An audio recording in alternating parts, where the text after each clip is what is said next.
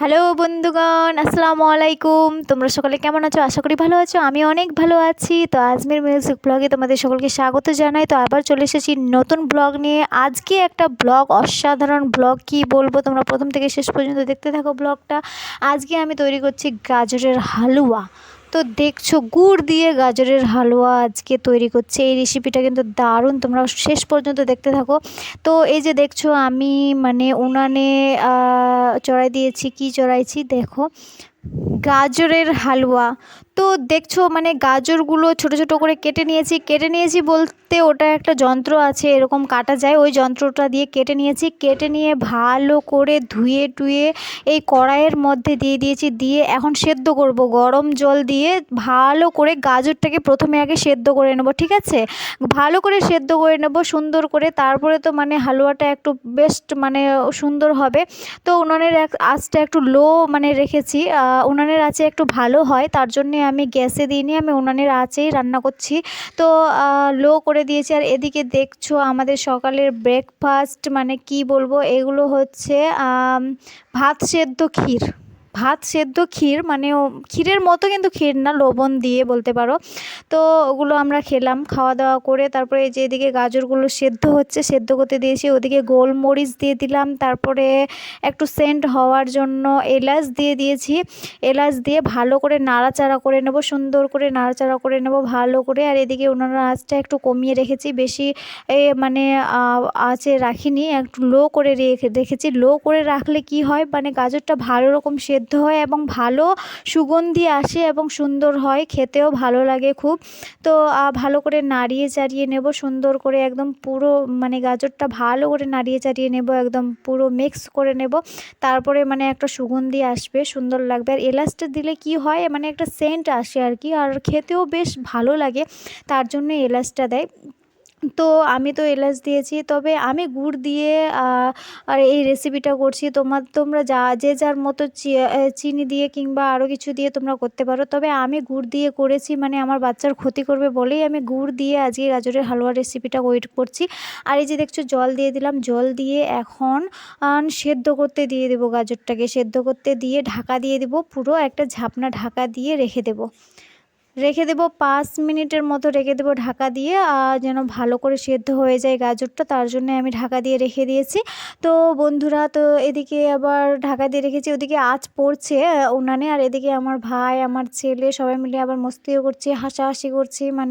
কি বলবো, ও খেলতে যাবে, ওকে খেলতে যেতে দিব না, এই নিয়ে প্রচণ্ড ঝগড়া হয়ে গেল ভাইয়ের সাথে। এদিকে বোন আয়ানকে নিয়ে আছে, ও শুধু এত দুষ্টুমো করছে। দেখছো, পেপার পড়ছে বসে বসে। আমার ছেলে যে কি হবে বড় হয়ে, মনে হয় ডাক্তার হবে।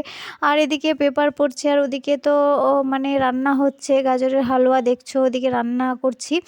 আর ঝাপা দিয়ে রেখে দিলাম, 5 মিনিট পরে তুলে নিয়েছিলাম, আবার ঝাপা দিয়ে রেখে দিয়েছি। সেদ্ধ হয়নি, ভালো করে সেদ্ধ করতে হবে, তারপরে না হবে।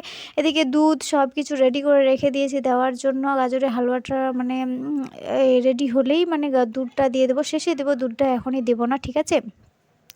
তো বন্ধুরা, দেখো ভালো করে নাড়িয়ে চাড়িয়ে নিচ্ছি। এদিকে মা ওদিকে আছে বসে, আমিও আছি। আমি তো কি বলবো, আমি কিছু করতে, আমি ক্যামেরা করছি, মা ওদিকে রান্না করছে। তো আর এদিকে দেখছো দুধ আছে এখানে, দুধ আছে 3 পোয়ার মতো। তো তিন পোয়া দুধ আছে এখানে, বেশি নেই। আর গাজরও একটু হালকাই নিয়েছি, বেশি নিইনি, অল্প স্বল্প নিয়েছি। ভালো করবে কিনা আমরা জানি না, টেস্টি করবে কিনা, কারণ এই প্রথমবার গুড় দিয়ে গাজরের হালুয়া করছি, চিনি দিয়ে করতাম তো এবার ক্ষতি করবে, তার জন্য গুড় দিয়ে করছি। এই যে দেখছো, আমার বোন এখন গুড় কেটে নিচ্ছে ভালো করে, সুন্দর করে গুঁড়ো গুঁড়ো করে নিতে হবে গুড়টাকে।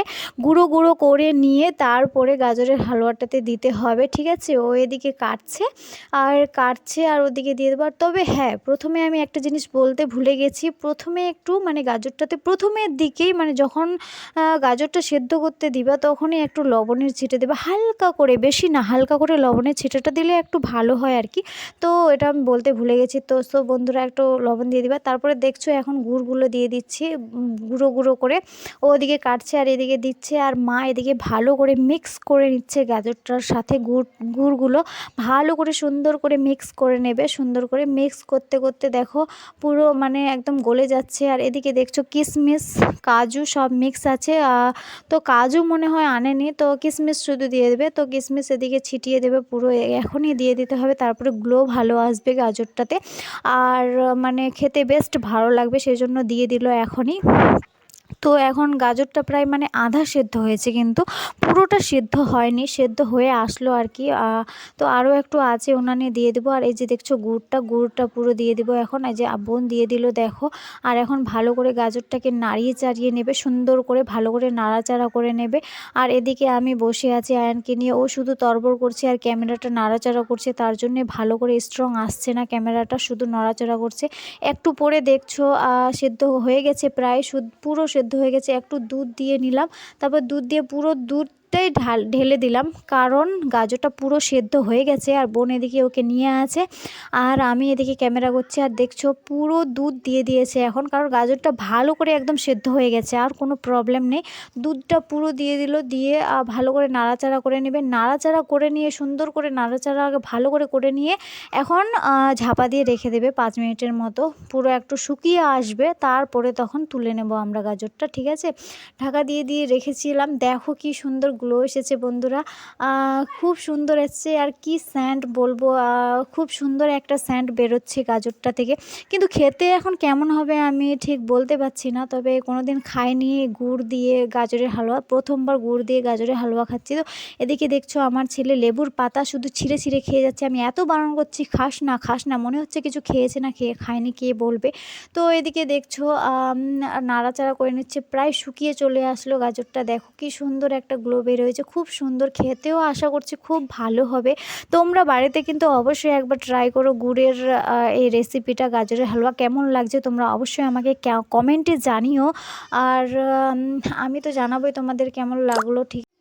তো বন্ধুরা চলো, এখন তো হয়ে গেছে প্রায় রেডি, এখন খাবো। কীরম টেস্টি হয়েছে না হয়েছে তোমরা কমেন্টে জানিও। ভিডিওটা কেমন লাগলো, আর শেয়ার করো, সাবস্ক্রাইব করো। ভালো থেকো সকলে, সুস্থ থেকো। আর ভিডিওটা কেমন লাগলো অবশ্যই কমেন্টে কিন্তু জানিও, ঠিক আছে। আবার চলে আসবো নেক্সট ব্লগে।